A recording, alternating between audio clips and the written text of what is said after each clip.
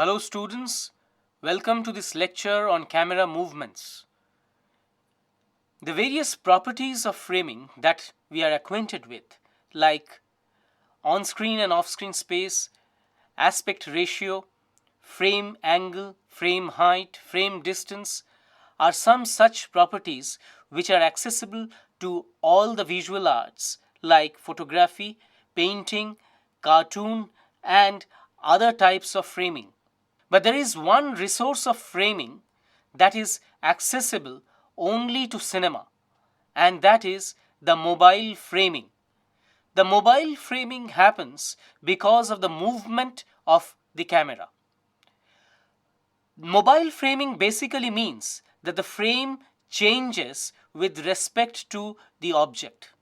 What basically changes is the frame's angle, the height, and the distance with respect to the object. Also, implicit in it is the audience's understanding of the object. The audience also sees itself moving along with the moving frame. The various types of camera movements that are accessible are classified in various ways.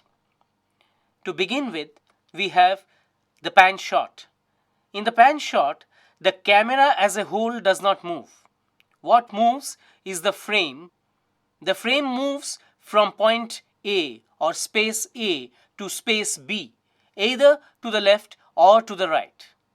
It is also called the panoramic shot, which is supposed to expose the entire panorama or the horizon.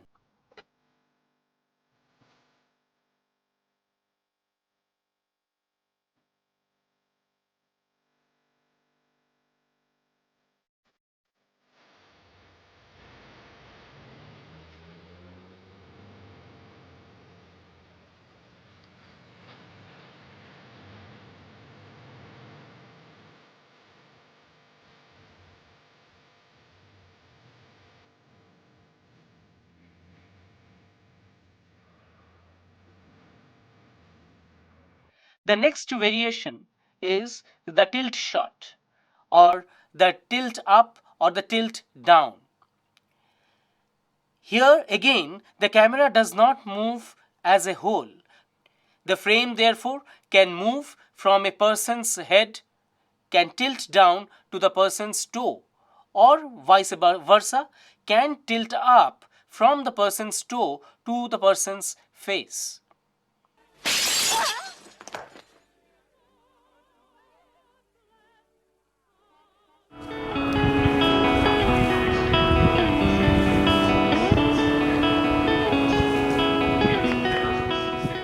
We can also have a combination of these two. In other words, the camera can continuously pan as well as tilt. Next, we have the track shot. In the track shot, the camera moves as a whole. It either approaches subject or moves away from it. It can also move alongside a moving subject. That is, it can move side by side.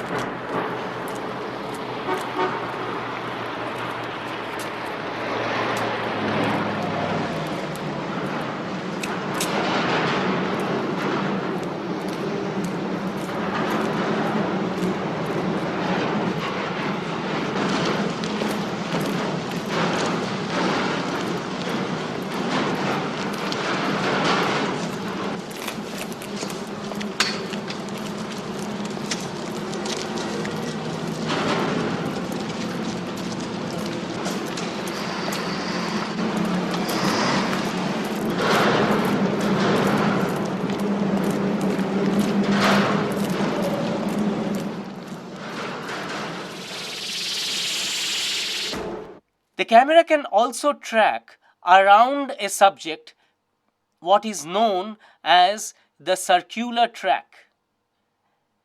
The camera can also go past the subject diagonally. Next to the tracking shot, we have the crane shot. In the crane shot, the camera either ascends or descends like an elevator. This could be possible because of the arm of the crane, which moves in a vertical plane. Alongside this elevator-like movement of the camera, the crane as a whole also moves like a track. That is, the crane can move either sideways or towards or away from a subject.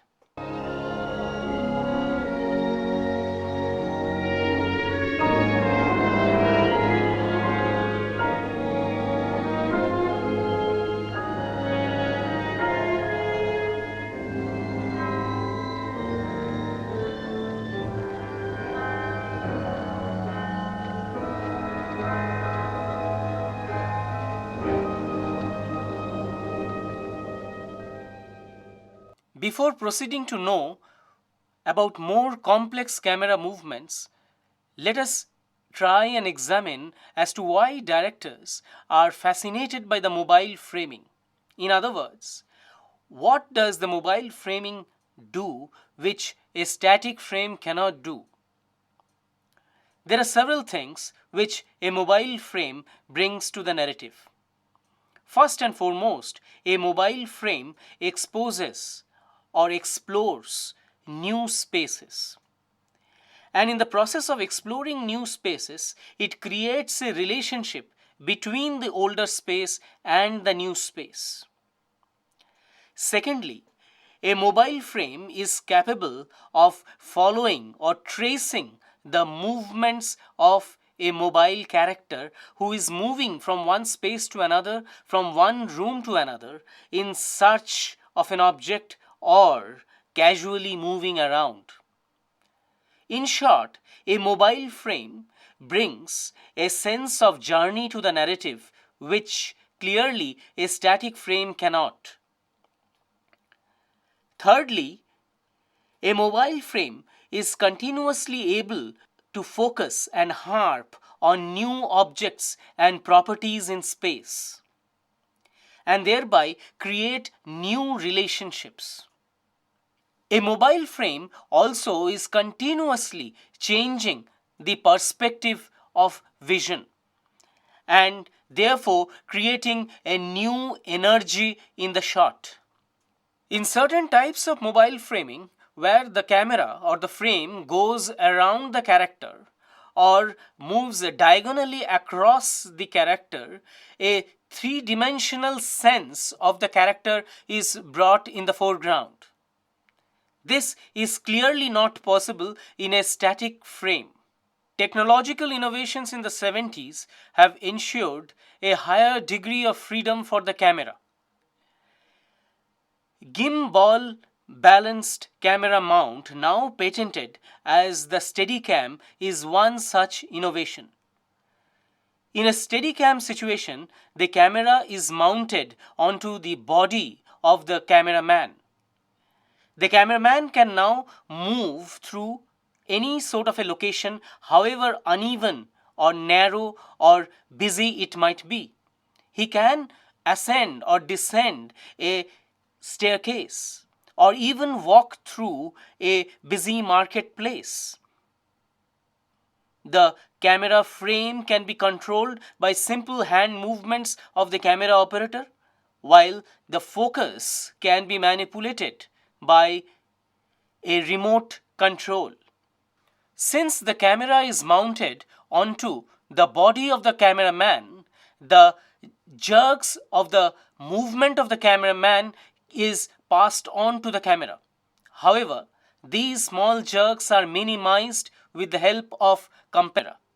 In the handheld camera situation, the camera is mounted onto the shoulder of the cameraman and held in place by the cameraman himself. Now, The cameraman can move around in any space and in any direction whichsoever. This creates a very jerky camera movement. Both these two innovations, whether it is the Steadicam or the handheld camera movement, brings in a whole degree of subjectivity to the camera viewing. The camera is not only mobile, but it can replace the point of view of a particular character in the narrative. It can also create a documentary-like situation inside a narrative framework. A third interesting innovation is the camera rig, in which the mount is placed onto the body of a moving vehicle on any part of it. It can be put on the bonnet, on the window, or on the body of the car itself. The camera is now mounted onto that rig. The movement that is generated is the movement of the car or the character which is sitting inside the car.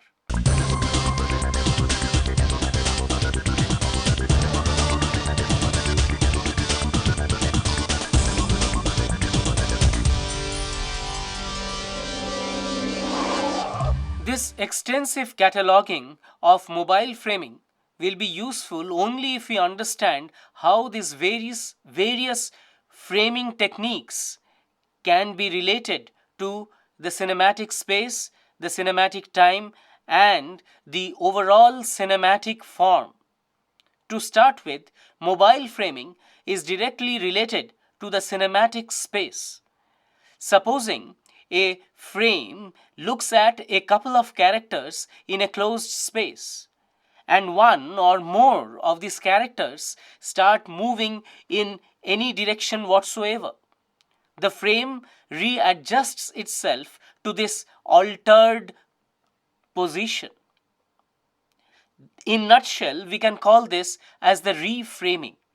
As the characters move back to their original position, the original framing can also be regained by a second reframing.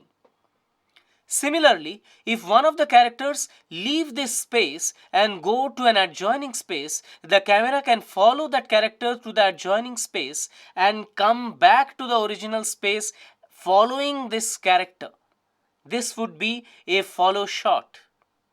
But camera framing and reframing apart, camera movement or the mobile framing also applies to a situation where there are no characters.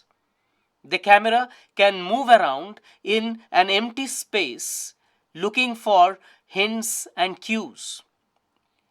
A typical example which comes to the mind is Alain's film Night and Fog, in which the character relentlessly moves around the abundant space of a once Nazi hunting ground. Rien ne distinguait la chambre à gaz d'un bloc ordinaire. À l'intérieur, une salle de douche fausse accueillait les nouveaux venus.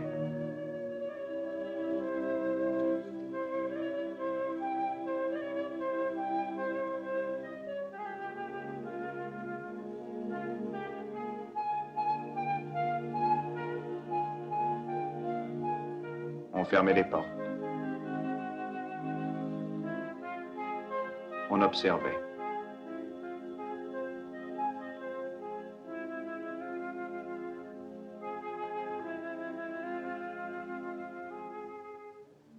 Le seul signe, mais il faut le savoir, c'est ce plafond labouré par les ongles.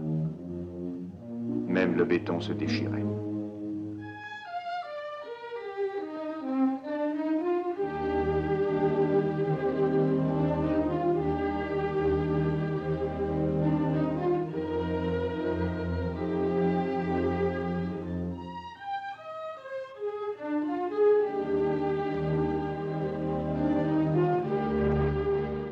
It looks at various spaces, both interior and exterior, where the victims of Nazis were either gassed, electrocuted, or experimented upon. The whole sequence gives us an uncanny feel in the absence of the real characters, as if someone was still watching us. In the absence of real characters, a moving camera or a mobile frame can also bear an authorial comment. Mobile camera is also related to cinematic time. Since the mobile shot has a duration of itself, it also implies an arc of expectation and fulfillment. Since the mobile camera has a speed and velocity, a variation of this speed and velocity can create an inner rhythm in the shot, as also a rhythm in between the shots. Mobile camera can create patterns within a film. Various directors have used various type of patterns to create a specific motive in the particular film that he is dealing with. For example, in Psycho, Hitchcock uses the forward-moving penetrative motive of the camera as a voyeur. In the very first 3 shots of the film, the camera tracks forward and zooms into the window of a cheap hotel room where a lover couple are meeting.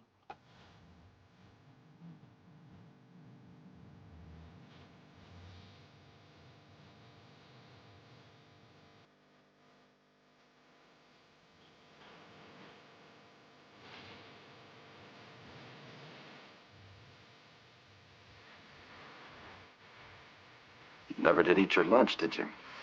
I gotta get back to the office. These extended lunch hours give my boss excess acid. Why don't you call your boss and tell him you're taking the rest of the afternoon off? Friday anyway, and hot. What do I do with my free afternoon? This penetrative mode of the camera persists throughout the film as the characters move forward and into the world of Norman Bates. The film also ends with one such penetrative move of the camera where the camera goes closer and closer into the face of Norman Bates, now in the custody of police.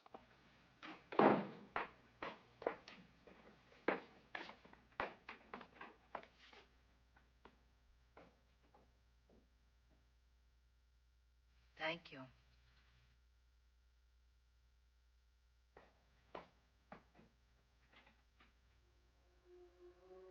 It's sad when a mother has to speak the words that condemn her own son, but I couldn't allow them to believe that I would commit murder.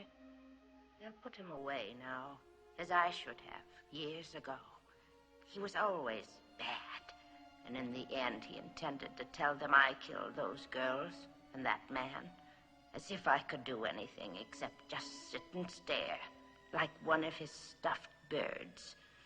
Oh, they know I can't even move a finger, and I won't. I'll just sit here and be quiet, just in case they do suspect me. They're probably watching me. Well, let them. Let them see what kind of a person I am. I'm not even going to swat that fly. I hope they are watching. They'll see. They'll see, and they'll know, and they'll say, why, she wouldn't even harm a fly. In a markedly different application, auteur filmmaker Robert Bresson, in his film Pickpocket, uses the mobile camera to create a very lyrical motive. Or the protagonist goes from one space to another space, and every time he goes back to the old building, we see him go through a series of ascending shots of the stairs. This series of ascending shots of the stairs do not expose any new space or reveal new detail, but in their very disposition of the shots and the movement of the shots, as well as the velocity of the shots, they create a pattern in itself.